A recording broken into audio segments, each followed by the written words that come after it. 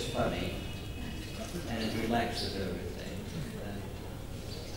So while coming here, I was actually, I have to say honestly, very overwhelmed with what I saw, and I got quite emotional about this, seeing this after 30 years with so many devotees here, that I thought, why am I coming here apart from the book or the celebration? Actually, to be honest about it, I am here because I need the devotees, something I've missed.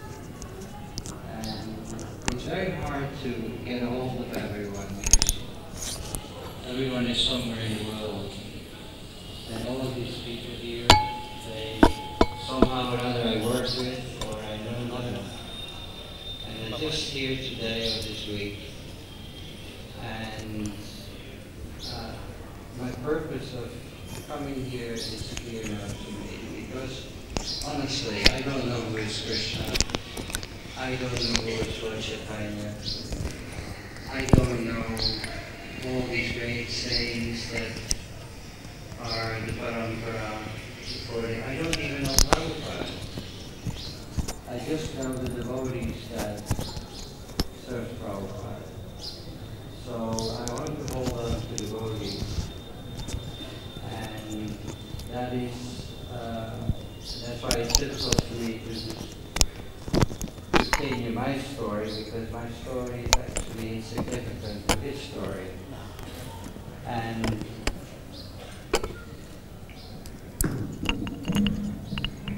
And this is really how I feel, that what I've learned from all these years after leaving Vrindavan has been that what is most important is to have friends, but friends that can stay.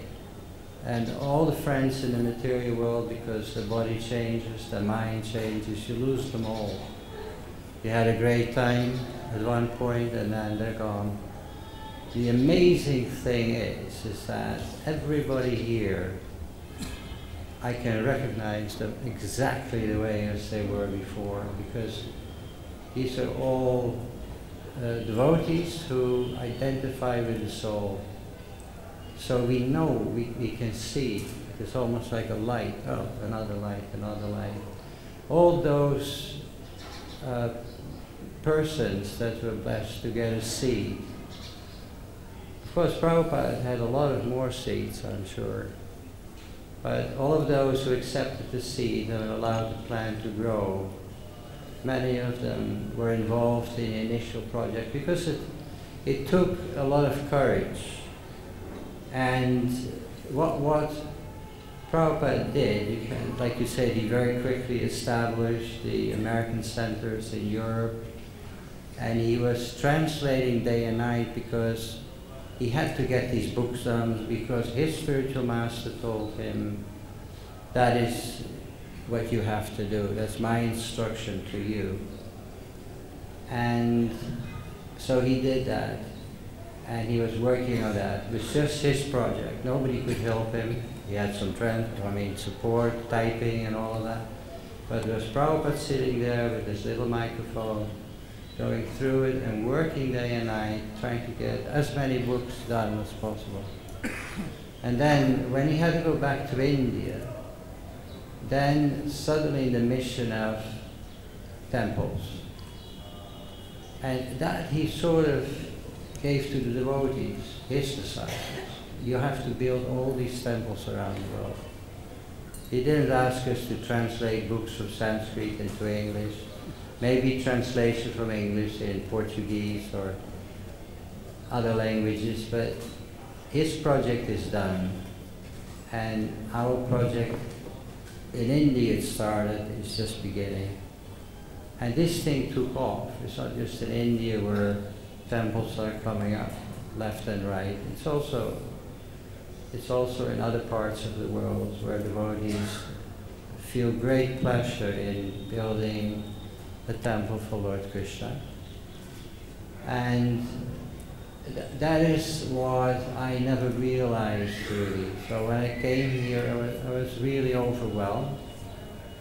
And because people were praising me for a lot of things that I never knew. Before I came here, I didn't know that so many devotees know me or they appreciate what was done. Because after all, what Gunarnava said, that's how it was. We were just struggling with the heat and we tried to get some ice, to get some relief. Very simple things. It was a very simple lifestyle. Like he went up and down with Dhananjaya somewhere in Wales.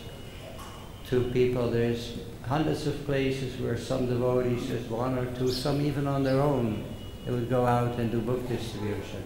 So we would give class to each other. There was nobody else. We sit on a pile of gravel, and then it was like, how can you do that? I can keep on doing that, and I got to give credit to Guru Kripa that he started this slope disease. It was a kind of an addiction. That we would go and everybody has a little book, everybody made notes of the slokas that they liked, picked them out, and then used them in the preaching. Come up with a lecture. How many slokas can you come up with, right? Wow, 20 slokas, 30 slokas. And they had to relate to what you were talking. You couldn't just, say some Sanskrit. So we got an enormous pleasure when they would go back to Japan or wherever they went to collect and to distribute books and whatever else they were distributing. We were just going on with this program, and there were other devotees, and it caught on a little bit. But every morning, or when we had time, we pace up and down, and then memorize. So that was the life around this, and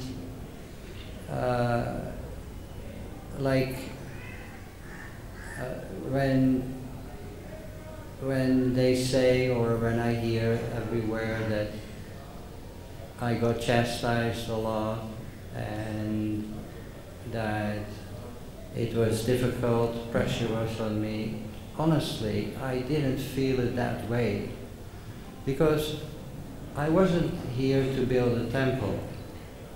I was here to get my own realization together, to get purified, to learn from this work, which was just a service like anybody else, whatever they were doing, cooking in the kitchen, little kitchen, and this is how we sort of related to each other.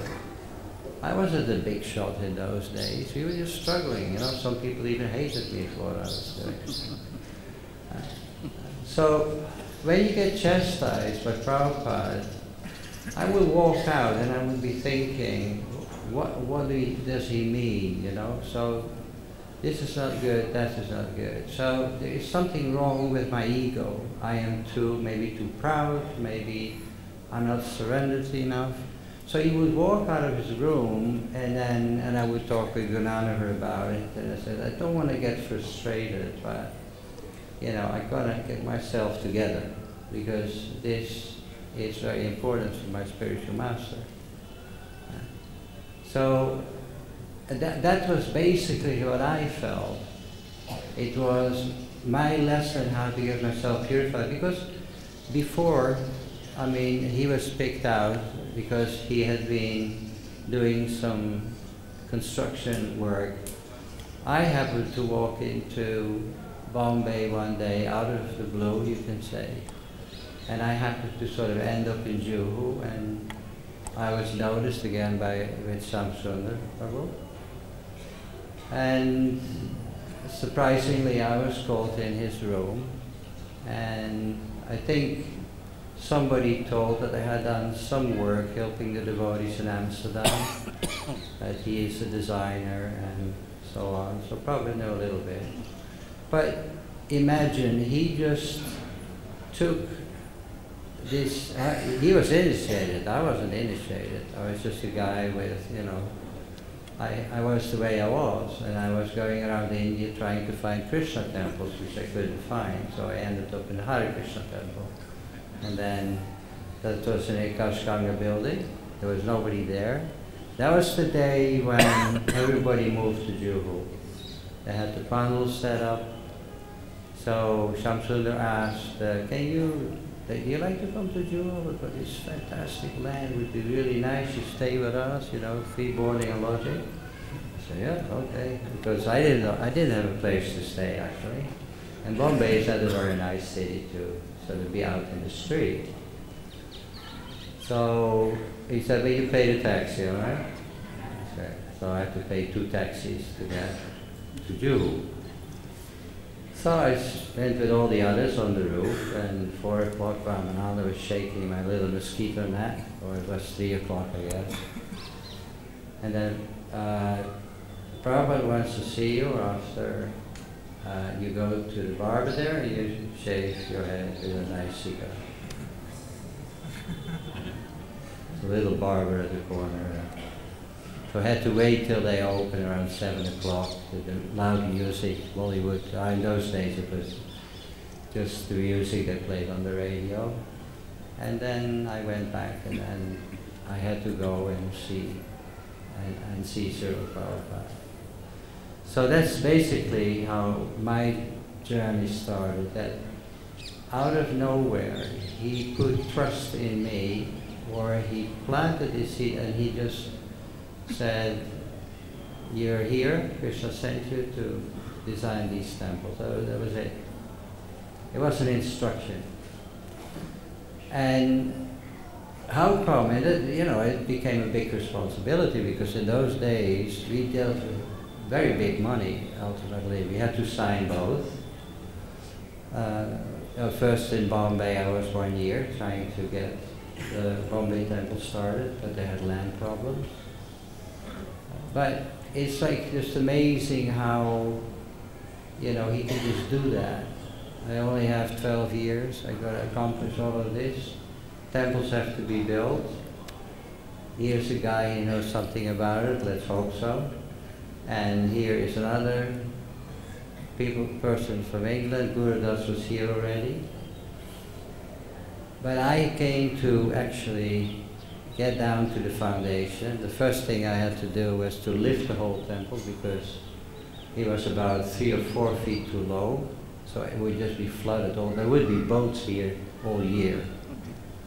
So the first thing I had to get everything on a higher level, so that, and this was the original level of that level. So you can understand how low we were. So that was the first thing. And then from there on, this is what happened. And I had no idea how it was going to look like. I only had the position of the engineers that had done some work. And there were no domes there. On the original engineering plan, it wasn't designed for taking the weight of those towers. So everything was slow in the beginning. It went fast when Guru Kripa came in and the money started rolling. And then it was about 6 months before the opening, and it was still too slow for Prabhupada. But he walked by the wall here, which is still brick. And he said, so, where are the domes? Domes. Nobody knew anything about domes. Did you know that, Gurudev? There were no domes, right? So now I could say, well, nobody told me. Like I said, oh, I've got to get the domes on. So Lahiri was the engineer. We talked, and Lahiri said, you can't do that. I said, why not? He said, this foundation, the whole thing will fall down. So what to do? Well, we have to go to Delhi, we get new engineering plans done, and then we built a whole new foundation in nighttime, because the Goswamis were not supposed to find out about this, because if they would, they could cause trouble, that this is not bona fide, this temple is not up to the quality. So at nighttime we had a night crew, and we went really down, deep down. That's why you see these back pillars are very wide, there's two instead of one. So then we were able to build the temple here. Of course, there is a lot of details and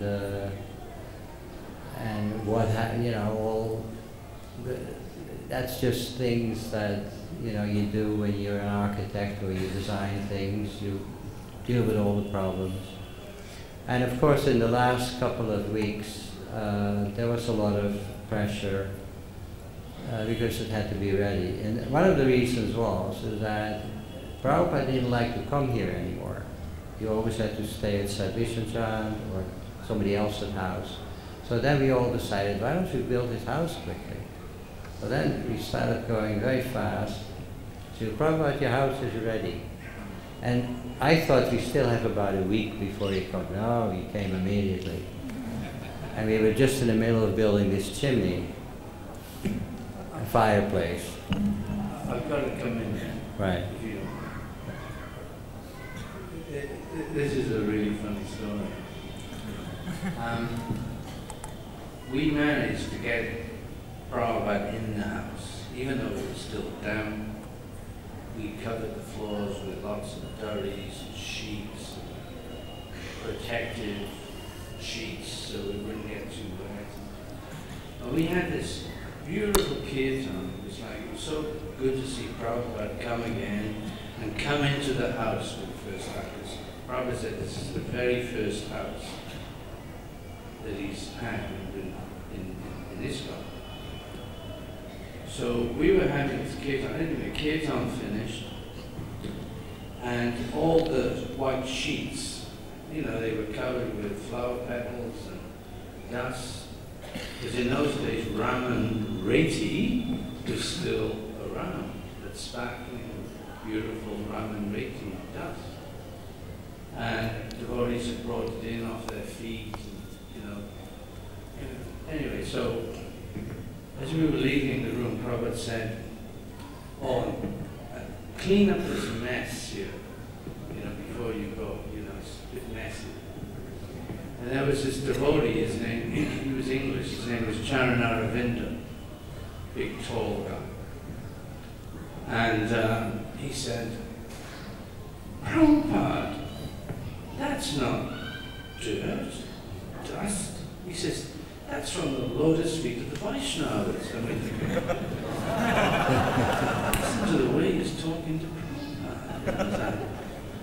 So familiar, And you're thinking, here he goes, he's going to get it. He's going to get the thunderbolt any minute. Carry on like that, get done. So, so Prabhupada said, just, I am thinking it's dirt and mess, and he's thinking it's from the lotus feet of the Vaishnavas. Just see how he advanced he is. And then Prabhupada said, so clean up this mess, okay?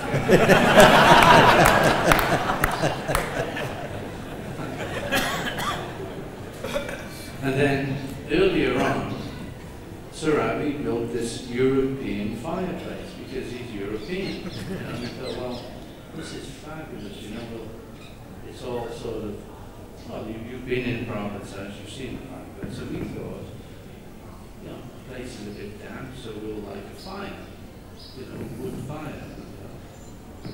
So we lit this fire in the fireplace, and all of a sudden, within seconds, thousands of flies appeared. Everywhere, flies everywhere. I have to interrupt because first thing what happened was that because it was all damp and it didn't really pool well, so the room and the entire premises where even his bedroom was full of smoke. And Prabhupada was kind of like, what is this, because he didn't know we were going to surprise him. So we're going to surprise him with this huge fire sacrifice. So it was full of smoke. So we had to quickly stop it and open the windows and But he tolerated, he was happy he was there. So everything went on, so went to sleep, everyone went to sleep. And that early in the morning, when he came to the room, there were billions of flies, because they all had, there was a lot of those fly seeds or whatever. Well, so the heat brought them out, so it was just... Yeah. Well, entities can take birth 3 different ways. You know, from the womb, from eggs, or from sweat. So flies, they take birth from sweat. So all along conduit wires, and all little nooks and crannies and the brickworks, that's where the eggs are, or wherever they're not eggs, because it's sweat. It's some sort of... And all of a sudden, they interpreted that this is the time that they should take birth. You know, this is the time, this is the season, this is it. Because of the extra heat from the fire. Yeah, 1 month ahead. We created it like a season for the flies to take birth. And then all of a sudden, they come flying everywhere. And Jamuna and I we were fanning the table because it was shellac as Prabhupada was coming in, and we were praying that it would dry before Prabhupada would put his elbows on it. And it dried as he came in while you were doing all that other stuff. The table was dry. The lacquer, there was just, could still stick on it. Right? I've made a very big offense, actually. I just realized that I am opera personified at the moment. Tejas, he's sitting there so quietly. He was a big player in those days. You know, Tejas was in Delhi, and we couldn't spend a penny of Prabhupada's money unless Tejas agreed. Yeah, signed the Tejas. He was the, he was Kavera, you know. He was Prabhupada's Kavera. And he also used to do preaching in Delhi, and he used to go and preach to the politicians and to the government in Government House. And he used to wear this little Gandhi cap. He used to dress up like Gandhi. I think Nero. and he used to have these talks. Of course, he'll tell you himself, when are you speaking?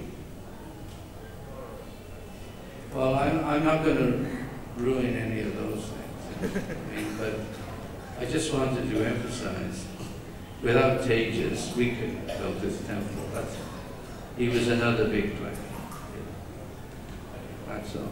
Tejas, Hida, Haribo.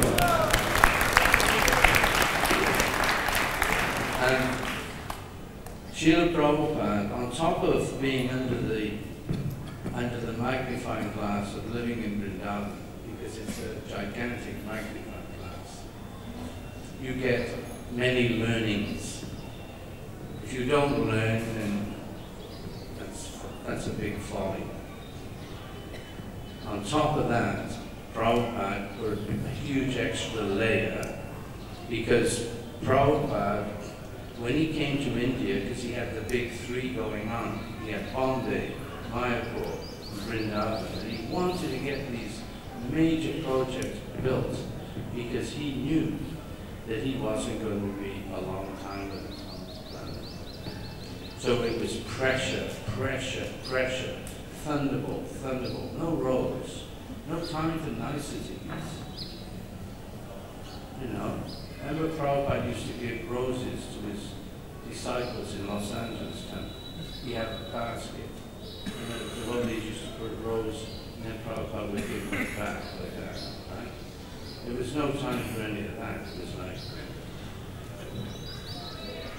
And Prabhupada said at the end, when everything was built, Prabhupada said, if I did not think that you could tolerate my very strong mood, because I wanted to please my Guru Maharaj. And I felt that I wasn't pleasing him until we could get all this completed. So Prabhupada was very forgiving, you know. And I just wanted to emphasize that from the time we woke up till the time we went to sleep, we were under incredible pressure, weren't we? Yeah. Because we had to please the most wonderful person on the planet. And we're working for the most wonderful, most important person on the planet, which is Prabhupada. So, and I know Gopal Krishna Maharaj felt the thunderbolt as well. We all did. We were under incredible pressure. Prabhupada wanted these projects finished, and sometimes it was very tough. I remember Dhananjaya, is he gone? No. He was being called constantly as the temple president once the temple was open for, because it wasn't just building the temple, it was also maintenance and not getting cheated, wasn't it? What's the time? I'm picking up a lot of weird vibes. I know you all want to eat. Let's do it right. I think we'll finish. Should we finish there? Because we're going to be talking a lot more as we go through the week. We've got another 2-hour slot. And, you know, we're going to have some nice things. Guru Das is going to be speaking for a couple of hours, so there's a lot more to say, and it's going to be fun and very. Srila Prabhupada ki jai.